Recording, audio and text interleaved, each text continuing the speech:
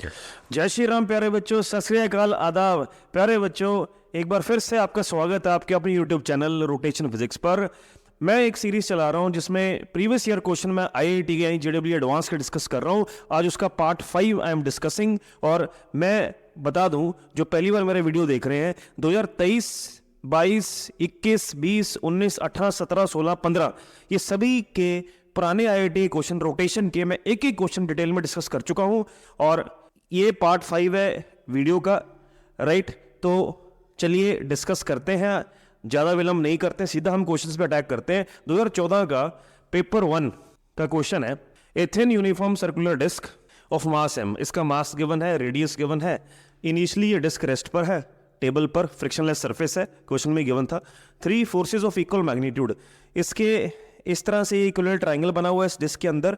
एक फोर्स ऐसे लगाई, एक ऐसे लगाई, एक ऐसे लगाई, इसके एजेस पर सेम मैग्नीट्यूड की साइमल्टेनियसली एक साथ, राइट। 1 सेकेंड आफ्टर अप्लाइंग दी फोर्सेज, ठीक 1 सेकेंड के बाद जैसी फोर्सेज लगाई उसके ठीक 1 सेकेंड के बाद इस डिस्क की एंगुलर स्पीड पूछिए, राइट। तो चलिए डिस्कस करते हैं। तो सबसे पहले तो ये डिस्क क्यों घूमेगी? क्योंकि ये वाली फोर्स का टॉर्क, ये वाली फोर्स का टॉर्क और ये वाली फोर्स का टॉर्क इसको ऐसे घुमा देगा, तीनों को, ठीक। मतलब तीनों फोर्सेस के कारण इस डिस्क पर टॉर्क लगेगा एज शोन। टॉर्क क्योंकि एक पॉइंट के बाद निकालना पड़ेगा, तो हम वो पॉइंट ओ चूज करेंगे। तो एक एक करके टॉर्क निकालते हैं। अगर मैं इस फोर्स की बात करूं, ये फोर्स का लाइन ऑफ एक्शन ये है, तो टॉर्क का फॉर्मूला क्या होगा? Force multiply by perpendicular distance from, ठीक है। तो वो परपेंडिकुलर डिस्टेंस कहां से ड्रॉप करना होता है? जिस पॉइंट के बाद आप टॉर्क निकाल रहे हो वहां से you have to drop a perpendicular. तो ये परपेंडिकुलर है इस फोर्स के लिए, ठीक है। This is R perpendicular.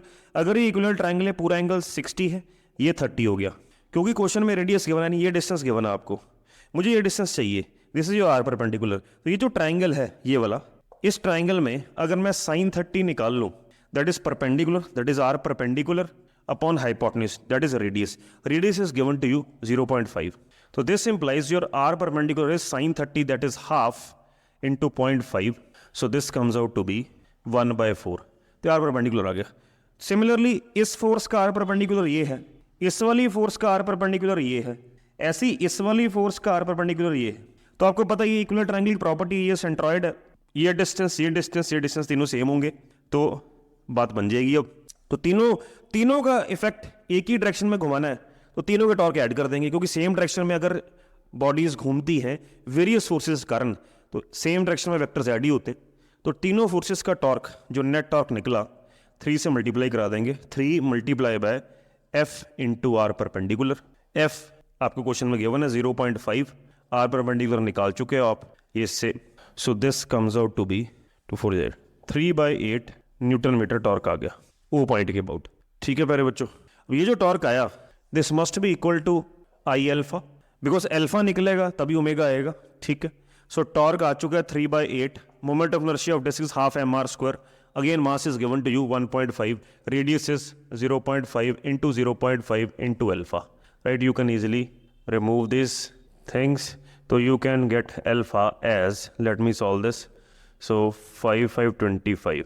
तो सारी चीज़ें, तो पहली बात तो अगर ये 25 है तो 25 से 40 से चला जाएगा, 5, 3, 5, 8। सिंपल है जी, आप कर ही सकते हैं। ये 3, 3/8 खत्म हो गया, तो अल्फा आ गया 2 रेडियन पर सेकेंड स्क्वायर। जैसे ही अल्फा आया, 1 सेकेंड के बाद ओमेगा कितना होगा? Using omega is equal to omega naught plus alpha T. You can consider omega naught 0 because initially the disk starts from rest.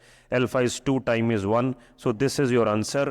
2 radian पर second is the answer, ठीक है प्यारे बच्चों। तो इतना मुश्किल सवाल नहीं था, इसलिए मैं बार बार कह रहा हूं, ये सीरीज देखने के बाद you will be an expert in rotational motion, ये मेरी बात की गारंटी है। बस आप ज़्यादा से ज़्यादा मेरा चैनल फैलाइए, और जो पहली बार मेरे चैनल को देख रहे हैं, पहली बार मेरी वीडियो देख रहे हैं, अचानक से आपकी आंखों के सामने मैं दिखाऊं, तो डेफिनेटली आप जरूर अपने कमेंट दीजिए कि आपको ये लेक्चर कैसा लगा। और मेरी पुरानी वीडियोस भी मेरे चैनल को विजिट कीजिए, पिछले 4 से 5 महीने में वीडियोस लगातार बना रहा हूँ, right.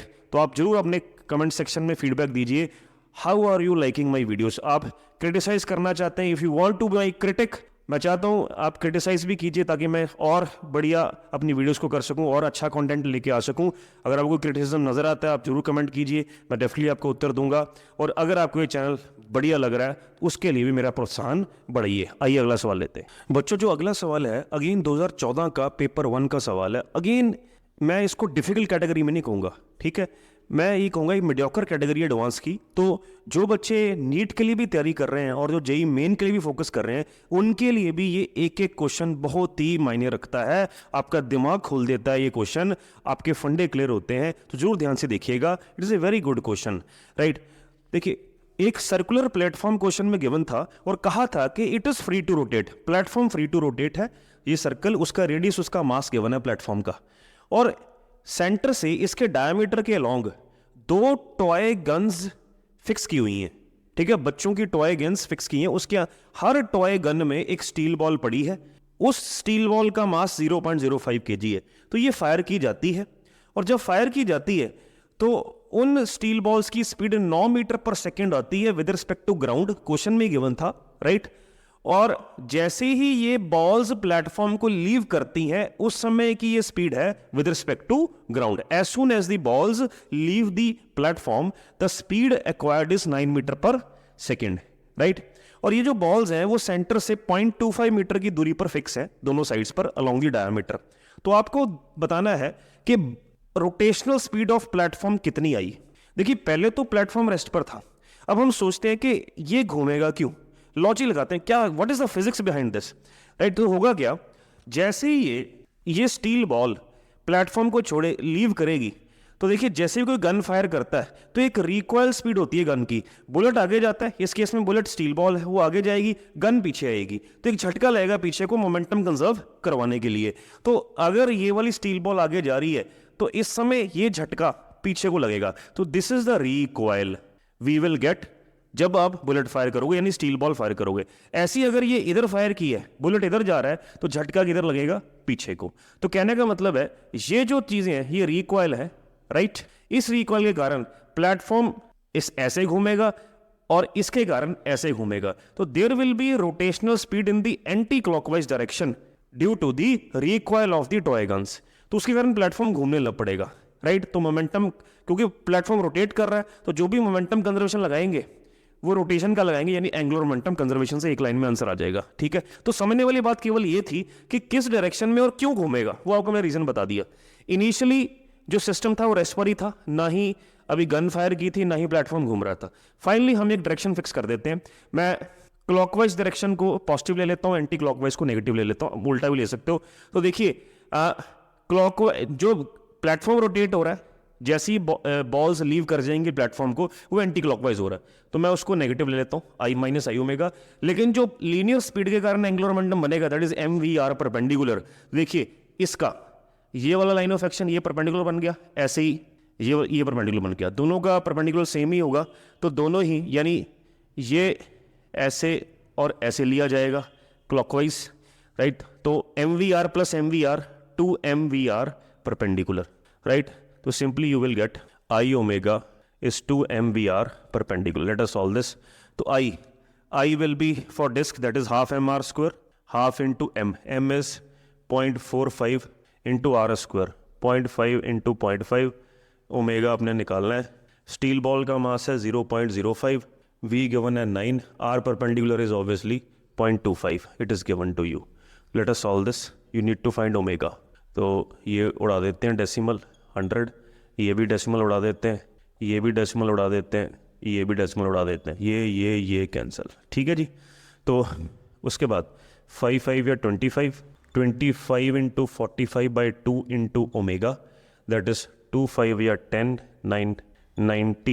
90 into 25। So omega is 90 into 25 into 2/25 into 45। So you will get 5, that is 4 radian per second is the angular speed, ठीक है प्यारे बच्चों। सो इस तरह से आप ये बड़े आराम से सॉल्व कर सकते हैं। तो अच्छा क्वेश्चन था एक। आइए आगे बढ़ते हैं बच्चों। जो अगला सवाल है 2012 का पेपर 1 का सवाल है। अगेन एक लॉजिकल सवाल है, ठीक है, और दिमाग चल गया तो चल गया, ठीक है। It is all about stimulating your mind, ठीक है। एडवांस इसीलिए एडवांस है, ठीक है। किसी भी तरह का सवाल आपकी आंखों के सामने आ सकता है। अब आपने जितने क्वेश्चन प्रैक्टिस किए होंगे वो आपको जज, कितना आपने दिमाग अपना घिसाया है वो मैटर करेगा। चलिए देखते हैं। एक लॉजिकल सा सवाल है, ग्राफिकल क्वेश्चन है। क्वेश्चन क्या है मैं समझा देता हूँ डायग्राम के थ्रू। क्वेश्चन में ये जेड एक्सिस बोला है और ये एक रॉड है जो कि इस पॉइंट के अबाउट फिक्स है और ये इसके अबाउट ऐसे रोटेट कर रही है एंगुलर स्पीड ओमेगा से, और एक इंसेक्ट है, वो यहाँ से चलना शुरू हुआ, ये इंसेक्ट है और ये towards the end of the rod जा रहा है विद स्पीड v, ठीक है। तो अब वो क्या कहता है, ये जब टाइम कैपिटल T हो जाता है, ये इंसेक्ट यहाँ पहुंच जाता है और रुक जाता है, पहुंच कर रुक जाता है, ठीक है जी। और जब ये चल रहा है, ये ओमेगा चेंज नहीं हो रहा, ये चलता चला जा रहा है v की स्पीड से, ये कांस्टेंट, ये क्वेश्चन में गिवन। तो आपको कहा है कि जो मैग्नीट्यूड ऑफ टॉर्क होगा ओ पॉइंट के about as a function of time, उसका ग्राफ कैसा होएगा। तो जैसे जैसे इंसेक्ट चलता चला जा रहा है रॉड के एक हिस्से से दूसरे हिस्से की तरफ, ठीक है, तो आपको टॉर्क निकालना है ओ पॉइंट के अबाउट।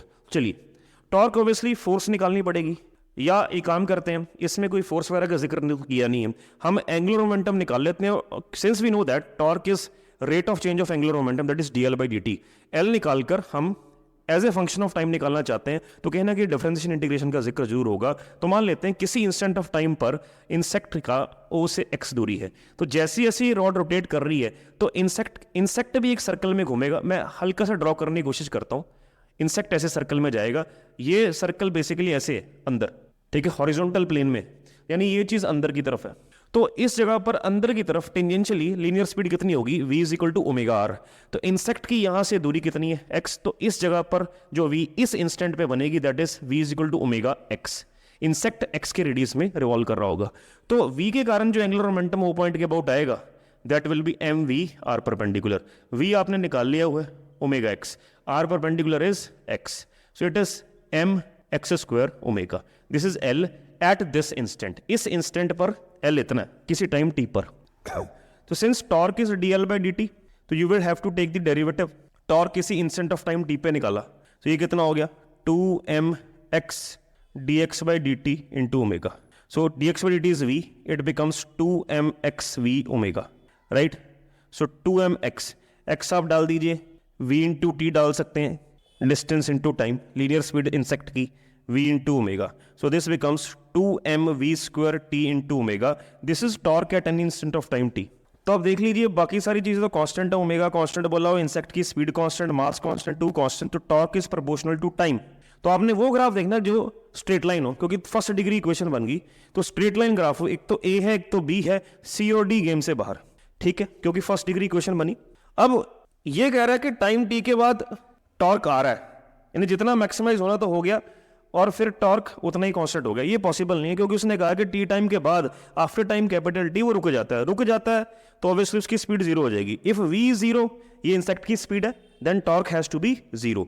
तो वो देख लेते हैं, वो ये चीज है, ठीक है। टी टाइम तक टॉर्क बढ़ा, जैसे जैसे टाइम बढ़ा, राइट, उसके बाद इंसेक्ट रुक गया तो उसका टॉर्क खत्म हो गया तो उसको एकदम गिरकर नीचे आना चाहिए, ये टॉर्क जीरो को रिप्रेजेंट कर रहा है, तो इसलिए बी इज द आंसर। तो बड़ा अच्छा एक सवाल लॉजिकल्स का था।